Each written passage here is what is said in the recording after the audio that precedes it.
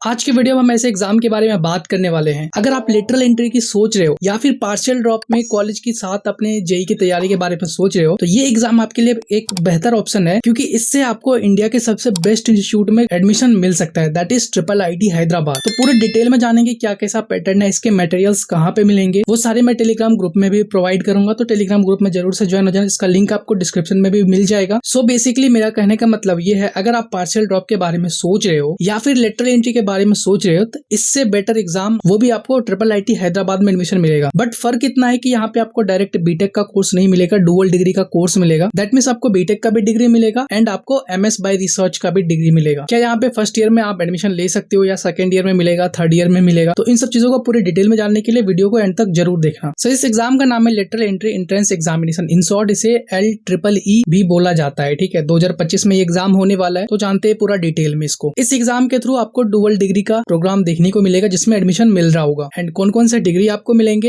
एक आपका बीटेक का मिलेगा, दूसरा आपका master of science by research का डिग्री मिलेगा। खास करके IIIT हैदराबाद थोड़ा रिसर्च ओरिएंटेड है, तो आपको थोड़ा सा मेहनत करना पड़ेगा एकेडमिक्स में। अच्छी एकेडमिक्स चाहते हो तो डेफिनेटली ये बढ़िया इंस्टीट्यूट है, क्योंकि इस कॉलेज में एडमिशन लेने के बाद या तो ज्यादातर स्टूडेंट हायर स्टडीज को चले जाते हैं, ठीक है, रिसर्च वगैरह करने चले जाते हैं, या फिर जॉब भी लग सकती है, कोई दिक्कत नहीं है, जॉब भी काफी बेहतरीन मिलती है यहाँ पे। अब आप सोच रहे हो इसके NRF में कितनी रैंकिंग मिल रही है, बहुत ही लो रैंकिंग मिल गई 47, बट इसके लिए NRF रैंकिंग मैटर नहीं करता है। ठीक है, थोड़ा सा कॉलेज का भी ओवरव्यू देख लेते हैं। स्टैब्लिश हुआ 1998 में, अप्रोक्स 2000 के आसपास टोटल स्टूडेंट देखने को मिलेंगे। आप UG PG जितने भी कोर्सेज है सारे मिला के, फैकल्टी 105 है, 25 रिसर्च सेंटर है सिर्फ यहाँ पे, और भी कई सारे प्रोग्राम ऑफर किए जाते हैं। 66 एकड़ का कैंपस देखने को मिलेगा, एलुमनाई नेटवर्क बहुत ही तगड़ा है यहाँ का। सो अब मेन पॉइंट आता है, इसका एग्जाम डेट आखिर कब होगा। ठीक है, 2025 की हम बात कर रहे हैं, तो एप्लीकेशन पोर्टल इसका ओपन होगा 2025 में 3rd वीक ऑफ फरवरी में। एंट्रेंस एग्जाम आपका हो रहा 1st वीक ऑफ मई में। Date of interviews 4th week of May में हो जाएगा एंड आपका इंटरव्यू का रिजल्ट भी आ जाएगा 1st वीक ऑफ जून में। देन उसके 1-2 सप्ताह बाद आपका एडमिशन वगैरह चालू हो जाएगा। एंट्रेंस एग्जाम का सिटी का लिस्ट देखना चाहते हो तो यहाँ से देख सकते हो, क्योंकि हो सकता है आप किस कॉलेज में हो उसके अकॉर्डिंग आप अपना कॉलेज के आसपास अगर एग्जाम प्रेफरेंस देना चाहते हो सिटी का, तो यहाँ से आप देख सकते हो, उसके अकॉर्डिंग आप चूज कर सकते हो। नाउ मोस्ट इंपॉर्टेंट, आखिर इस एग्जाम के थ्रू हमको कौन कौन सा कोर्स ऑफर किया जाएगा। सबसे पहले तो ECD है, electronics communication engineering. Master of science by research में भी आपको EC का डिग्री मिलेगा, मतलब ECD में सिर्फ EC रिलेटेड ही आपको डिग्री मिलेगी। उसके बाद दूसरा प्रोग्राम है CSD, computer science and engineering. BTech में भी सेम डिग्री मिलेगा, MS बाय रिसर्च में भी सेम डिग्री मिलेगा। ट्यूशन फीस इस साल से बढ़ गई है, 4 लाख आपका पर एकेडमिक ईयर जाने वाला है। दैट मींस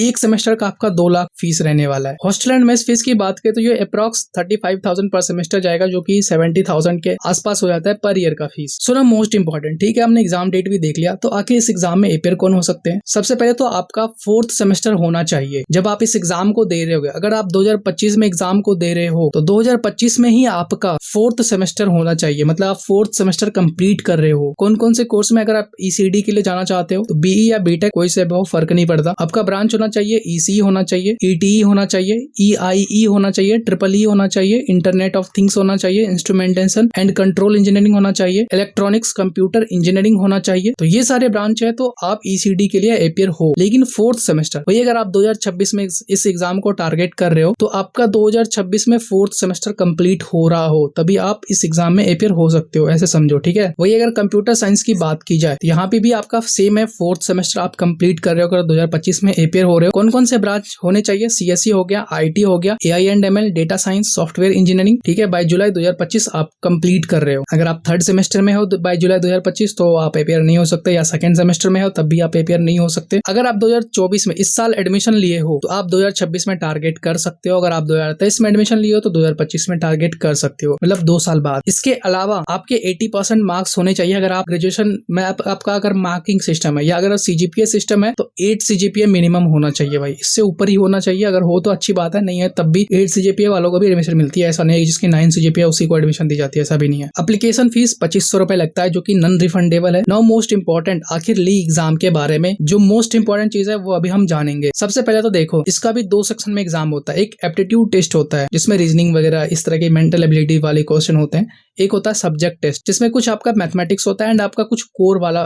चैप्टर होता है। लाइक आप जो ब्रांच पढ़ रहे हो तो CSE तो CSE, EC तो EC। General aptitude approx 30 question देखे गए इस साल। वही अगर सब्जेक्ट टेस्ट देखा जाए तो मैथमेटिक्स में 10 क्वेश्चन थे एंड इसके जो CSE या EC रिलेटेड जो भी सब्जेक्ट थे 40 के आसपास क्वेश्चन दिखे थे। जरूरी नहीं है 2025 में भी सेम हो सकता है। अभी 30 क्वेश्चन है तो इसमें 40 क्वेश्चन क्वेश्चन कर दे या 35 क्वेश्चन कर दे, एंड ये जो 50 क्वेश्चन है इसको 60 कर दे या 50 पे ही रहने दे, या फिर इसको डिवाइड कर दे, मैथ में 15 क्वेश्चन बढ़ा दे एंड इसमें आपका 35 कर दे, तो कुछ भी हो सकता है, ठीक है। इसका कोई पैटर्न नहीं है, तो पैटर्न बिल्कुल भी फॉलो मत करना। जो भी इंपॉर्टेंट टॉपिक्स है आप उसको सिर्फ फॉलो करो। एंड इस साल से यहाँ पे आपको दोनों ही सेक्शन में 25% नेगेटिव मार्किंग दिख रहा होगा, क्योंकि थोड़ी थोड़ी कंपटीशन बढ़ रही है इधर भी। अगर आप CSD के लिए अपियर होना चाहते हो तो आपका सिर्फ कंप्यूटर साइंस रिलेटेड ही ब्रांच होना चाहिए। ECD के लिए आप सिर्फ इसी में अपियर हो सकते हो। तो इस तरह का कुछ क्राइटेरिया है। इंटरव्यू के लिए आपको इसी एग्जाम के बेसिस पे सेलेक्ट किया जाएगा, ठीक है। बाकी जो आपको एडमिशन मिलेगा वो आपके इंटरव्यू परफॉर्मेंस पे डिपेंड करता है, ठीक है। अगर आपकी अच्छी बैकग्राउंड है तब भी आपको एडमिशन मिल सकता है, तब भी आपको रिजेक्ट किया जा सकता है। अगर आपके अच्छी बैकग्राउंड नहीं है तब भी आपको रिजेक्ट किया जा सकता है या तब भी आपको सिलेक्ट किया जा सकता है। सो डिपेंड करता है इंटरव्यू पे, आप वहां पे कैसा परफॉर्मेंस दे पाते हो। और यहाँ पे ये भी जरूरी नहीं है कि आप अच्छे कॉलेज से हो तभी आपको एडमिशन दी जाएगी, या फिर आप रैंडम कॉलेज से हो तो आपको मतलब रिजेक्ट कर दिया जाएगा, ऐसा भी नहीं। आप किसी XYZ रैंडम कॉलेज को कोई भी नहीं जानता, अगर उस कॉलेज से भी हो ना तब भी आपको सिलेक्ट किया जाएगा। तो ये सब नेगेटिव बातें दिमाग से हटा दो, ठीक है। बस अपने प्रिपरेशन पे ध्यान दो। How do I prepare for ली एग्जाम, ठीक है। सबसे पहले देखो, इसका जो पार्ट होता है मैथमेटिक्स का, जो मैंने ऊपर भी बताया, कॉमन होता है CSE और EC दोनों ब्रांच के लिए, ठीक है। जो जिस भी ब्रांच में आप एडमिशन के लिए सोच रहे हो या उस एग्जाम को अटेम्प्ट करने की सोच रहे हो, इसमें आपका लीनियर अलजेब्रा होगा, प्रोबेबिलिटी होगा, कैलकुलस होगा, एंड ये सारे उनके टॉपिक्स है। कौन कौन टॉपिक्स से आपको क्वेश्चन आ सकते हैं, तो इनका आपको, अगर आप कॉलेज में हो तो लाइब्रेरी में आपको एक से एक अच्छे बुक मिल जाएंगे आपको लाइब्रेरी में, आपकी कॉलेज के लाइब्रेरी में। तो वहां सब ये सारे बुक मटेरियल्स को एक्सेस कर सकते हो एंड अपना प्रिपरेशन स्टार्ट कर सकते हो। एंड अगर आप फर्स्ट सेमेस्टर से हो तो आप फर्स्ट सेमेस्टर से ही स्टार्ट करो थोड़ा थोड़ा पढ़ाई करना। इसके बाद आपका थोड़ा थोड़ा अलग हो जाता है। जैसे CSE के लिए आपका फिर ये सारे टॉपिक्स आ जाते हैं, सर डिजिटल लॉजिक हो गया, C programming, data structure, basic algorithm and problem solving, discrete mathematics, general aptitude, discrete. इसमें से कुछ ऐसे बुक है जो मैं आपको प्रोवाइड कर दूंगा टेलीग्राम ग्रुप में। तो अगर आप चाहते हो मैं अलग से टेलीग्राम ग्रुप बना दूं तो कमेंट में हमें बताओ, ठीक है। हम एक अलग से टेलीग्राम ग्रुप बना देंगे जिसमें आपको सिर्फ और सिर्फ मटेरियल्स मिलेंगे ली के, ठीक है, ली एग्जाम के। तो अगर चाहिए तुम्हें मटेरियल्स तो कमेंट में हमें बताओ। बाकी तो आप मेन टेलीग्राम ग्रुप में जरूर से जाना, क्योंकि जो भी कुछ अपडेट आएगी आपको वहां पे अपडेट की जाएगी। सो मोस्ट इंपॉर्टेंट, इन सारे टॉपिक्स को तैयारी करने का आपके कॉलेज के लाइब्रेरी में ये सारे बुक्स मिलेंगे, आराम से आप जाके बुक्स उठाओ, ठीक है। इसके अलावा जो भी एक्स्ट्रा मटेरियल्स है वो हम टेलीग्राम ग्रुप में प्रोवाइड कर देंगे, लेकिन अगर आपको चाहिए तो मैं आपके लिए उसका एक अलग से ग्रुप बना दूंगा। इसके बाद अगर आप इलेक्ट्रॉनिक्स वाले एग्जाम को टारगेट कर रहे हो तो डिजिटल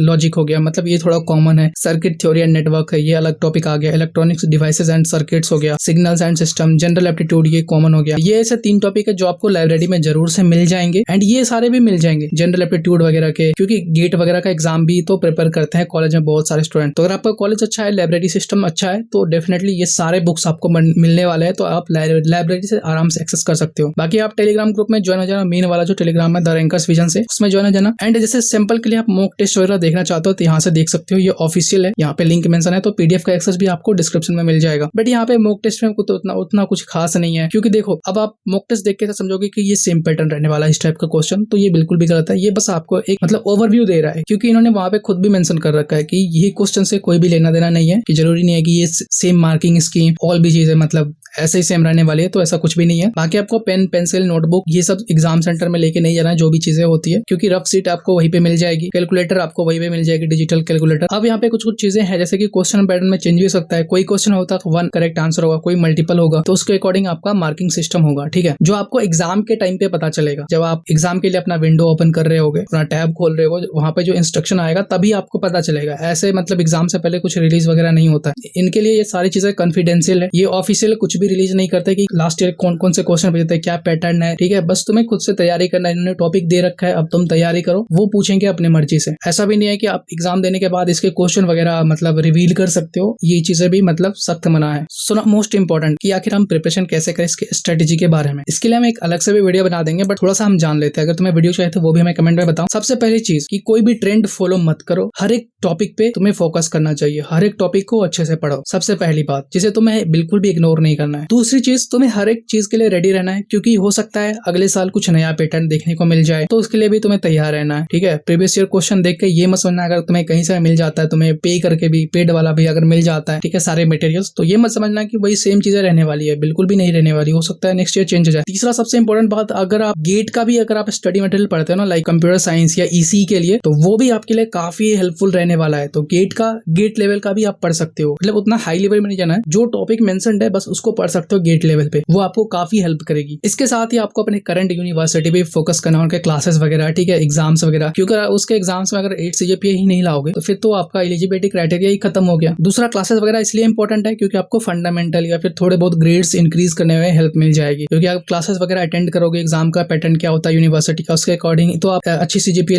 ले आओगे, ठीक है। इसके अलावा कैलकुलस के कुछ ये इंपॉर्टेंट टॉपिक्स है, आप इसे भी कर सकते हो। इसके साथ ही गेट तो यार काफी ज्यादा हेल्पफुल है, इसमें जो भी टॉपिक आपके इंक्लूड है ना, वो टॉपिक आप गेट के कर सकते हो, ठीक है। इसके साथ ही लीनियर अलजेब्रा है, ये सारे बुक्स आपको कॉलेज में बिल्कुल मिलेंगे लाइब्रेरी में, ठीक है। ग्राफ थ्योरी वगैरह है, तो ये सारे कुछ इंपॉर्टेंट है। इसका PDF चाहिए, एक्सेस चाहिए तो डिस्क्रिप्शन में आपको लिंक मिलेगा। एंड आई होप ये वीडियो आपके लिए इन्फॉर्मेटिव हुआ हो। तो वीडियो अगर अच्छी लगी तो वीडियो को लाइक कर देना, कमेंट करना, एंड आप कौन से ईयर में IIIT ली एग्जाम को टारगेट करने वाले 2025 में या 2026 में, वो भी हमें कमेंट में बता सकते हो, ठीक है। तो चैनल को सब्सक्राइब कर लेना, बेल आइकन को भी प्रेस कर लेना ताकि इस तरह की इन्फॉर्मेटिव वीडियो मिस ना हो। मिलते हैं हम नेक्स्ट वीडियो में।